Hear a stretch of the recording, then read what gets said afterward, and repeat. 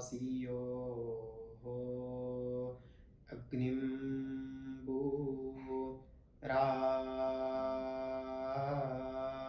तनाहि no राचित्तात् हिरण्या रूपामावा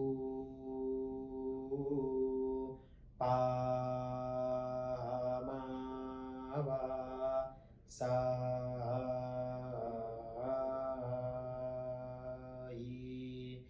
कारणो ध्वंगांगाम। ओम। बहुत सुंदर। अब आप इसका हिंदी में अनुवाद भी कर दीजिए ताकि हमें हाँ, जो इससे ज्ञान प्राप्त होना चाहिए वो मिले। अनुवाद तो नहीं, बस मैं इसका ये कहाँ यूज होता है ये बता सकता हाँ, हूँ। और इसका क्या हाँ, अर्थ है जो इसका। हाँ, साधारण ये है, इसमें शिव के लिए उपासना का मंत्र है ये। अच्छा। इससे सामवेदी लोग जो है वो रुद्राभिषेक के लिए भी इसको यूज करते हैं। और इसका भाष्य तो मैं नहीं पढ़ा हूँ, लेकिन इसका सरल अर्थ इतना ही है कि जो रुद्र जो है महादेव, वो हमें शक्ति प्रदान करे। जो अभी विश्व में जो कुछ कठिनाइयाँ चल रही है उससे वो निपटाए, हमें अच्छी तरह से रखे, ऐसी कुछ प्रार्थना है पूरे रुद्र में किए गए हैं महादेव से। इसी का ये एक अंक है। बहुत अच्छा, बहुत सुंदर था। तो आप ये बताइए ज्ञानेश्वर जी कि आपको ये वेद अध्ययन करने की प्रेरणा कैसे मिली? हाँ, वेद अध्ययन करने की प्रेरणा तो ऐसा था, मैं एक सामान्य कुटुंब से हूँ पहले तो। अच्छा। एक छोटे गांव, महाराष्ट्र में छोटे गांव में एक रायमोह, बीड जिला है, बीड जिले में एक रायमोह नामक एक ग्राम है, उसमें मेरा जन्म है। वो ग्राम में मेरा जब जन्म हुआ था तब लगभग 1000 या 2000 बस्ती थी उधर, इतने ही लोग रहते थे, इतना छोटा गांव था। उस गांव में सामान्य कुटुंब में जन्म होने के बाद कुछ बचपन 4-5-6 साल तक होने के बाद लौकिक शिक्षण हुआ, चौथी कक्षा तक। उसके बाद मेरे बुआ के पति, जो उनका नाम है मुकुंद काका जाट देवड़ेकर। अच्छा। हाँ, वो भागवत कथा, प्रवचन, कीर्तन आदि करते हैं। अच्छा अच्छा। और वो इन वेदों के बारे में जानते थे, वेद उनको ज्ञान था उसमें।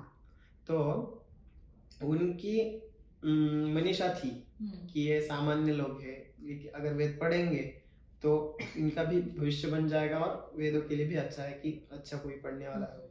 उन्होंने हमारी मेधा देख के वो हमें करने के लिए बोला कि आप जाओ, ये पाठशाला है, हमारा पाठशाला श्री चतुर्वेदेश्वर धाम सावरगांव बोल के जालना जिला में है। उधर मैं 9 साल का था तब गया था, जब चौथी अध्ययन हो गया था, चौथी कक्षा तक। तो ये बीड़ के पास ही है सावरगांव नहीं, बीड़ के पास नहीं, वो अलग डिस्ट्रिक्ट है। अच्छा, डिस्ट्रिक्ट अलग, पास वाले डिस्ट्रिक्ट है लेकिन अलग है। बीड़ से एक 200 किलोमीटर, 150-200 किलोमीटर तक है। तो आप वहाँ पे घर से वहाँ चले गए। 10 साल की उम्र में वहाँ गए। वहाँ रहने खाने के लिए व्यवस्थाएं थी, जो अभी के प्रमाण में तो कम थी लेकिन ठीक था, उस काल से कंपेयर किया जाए तो ठीक था। और जो गुरुजी आपको, जो बुआ जी के पति जो लेकर गए थे, तो वो भी वहीं थे? नहीं, वो उनके घर रहते थे, उन्होंने बस प्रेरणा दी। अच्छा, उन्होंने खाली मार्गदर्शन दिया कि ये करेंगे तो अच्छा रहेगा। और उससे पहले तो हम वेदों के बारे में जानते तक नहीं थे, हमें मालूम भी नहीं, हमारी उम्र भी नहीं थी और हमारे गांव में उतना कुछ था भी नहीं वेदों के लिए। आपके कोई भाई बहन और भी कोई? हमारे 2 भाई है, मेरे से 1 साल पूर्व उन्होंने वेद के लिए प्रवेश लिया था। अच्छा, आपके बड़े भाई है, 2 भाई है, दोनों ऋग्वेद पढ़े हैं। अच्छा, वो भी वही पढ़े? वही पढ़े। उनको देख के ही हम थोड़ा रिलैक्स हो गए थे कि वो है उधर, हम जा सकते हैं, हम भी पढ़ सकते हैं। सही बात है, बिल्कुल सही। तो वो उनका भी बहुत योगदान है मेरे शिक्षण में, दोनों भाइयों का। आगे अध्ययन काल ऐसे ही चला, आधा अध्ययन हुआ तब मेरे पिताजी को ब्रेन ट्यूमर हो गया था। तो उसमें थोड़ा अध्ययन में थोड़ा खंड पड़ गया। वो उनके ऑपरेशन के लिए हमें दोनों तीनों भी, मेरे दो भाई और मैं दोनों तीनों भी बाहर ही थे। 5-6 महीना हम कुछ पाठशाला में नहीं थे। हम देखने के लिए माँ और हम तीनों इतने ही थे। वो हॉस्पिटलाइज थे और वो ऑपरेशन होने के बाद एक ऐसा समय आया कि बस अब एक को किसी को तो अध्ययन छोड़ना पड़ेगा। सभी का अध्ययन आधा आधा हुआ था। तो बड़ा भाई उनकी तो क्या हम सभी दोनों भाइयों पे उनका एक उपकार है। जन्म पूरा जन्म हम उस उपकार में रहेंगे। बड़े भाई ने हम दोनों के लिए अध्ययन छोड़ दिया। वो बोले कि आप दोनों करो, मैं घर संभाल लेता हूँ। तब जाके हम उत्तराध्ययन कर पाए। त्याग, हाँ, उन्होंने बिल्कुल भगवान श्री राम की तरह हम दोनों को रखा है अब तक। बिल्कुल। आपके पिताजी ठीक है? नहीं, पिछले साल वो उनका देहांत हो गया।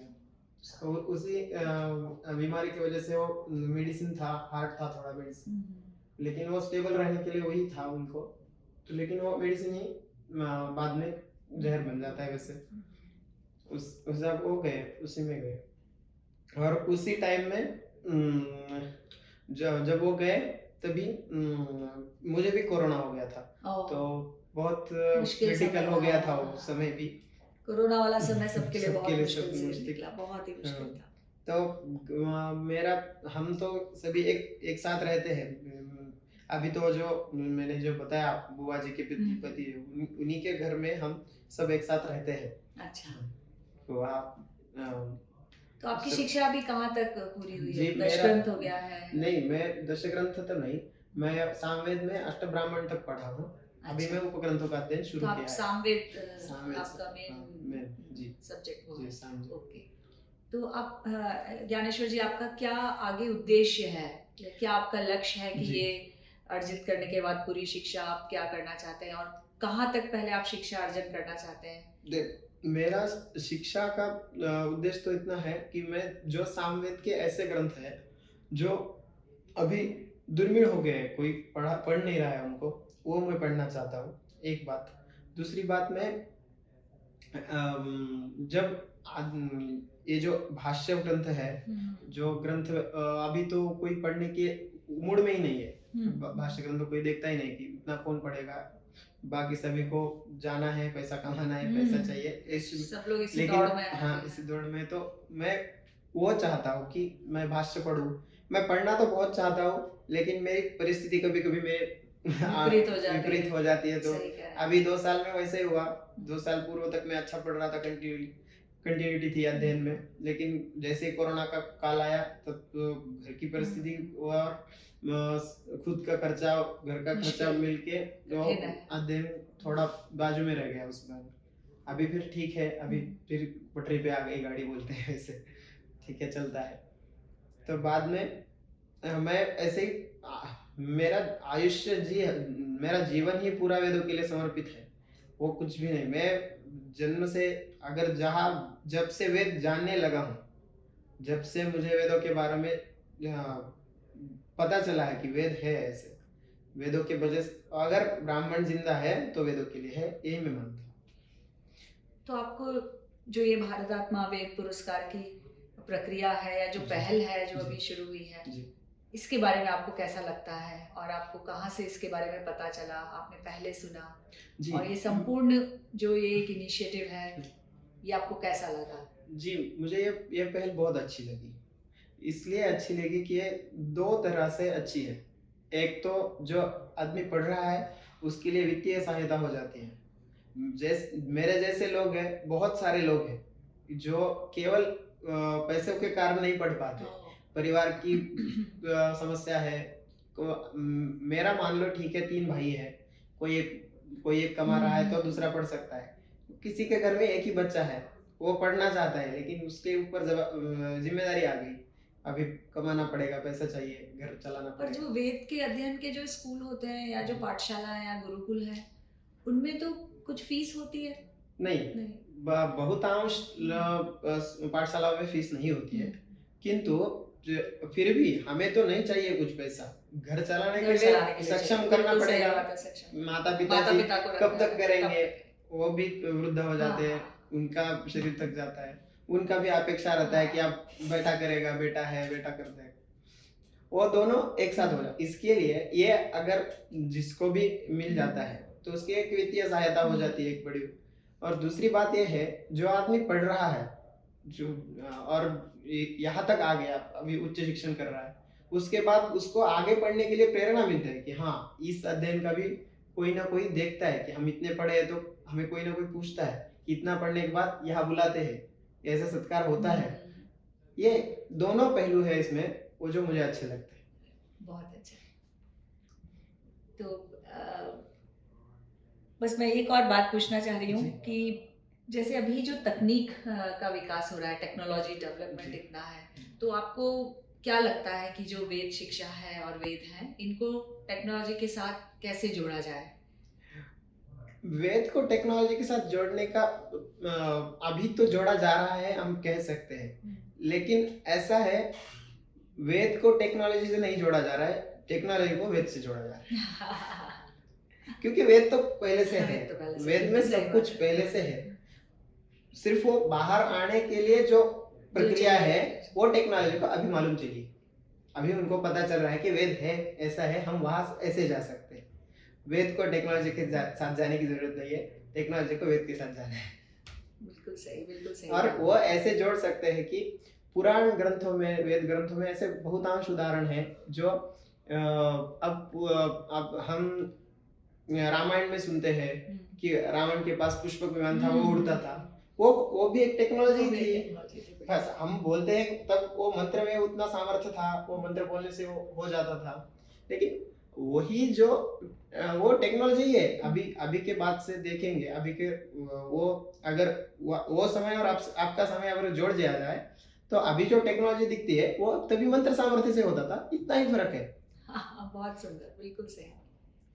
और अन्य भी है कुछ, कुछ बोल सकते हैं हम, अगर और कुछ बोलना हो तो कुछ मायावी लोग थे जो असुर में थे, वो भी आजकल रोबोट है। सेम बिल्कुल, मतलब सेम तो नहीं कह सकते उनको, लेकिन रूप तो बदल जाता है, रूप बदल के बस चीजें बदल रही हैं।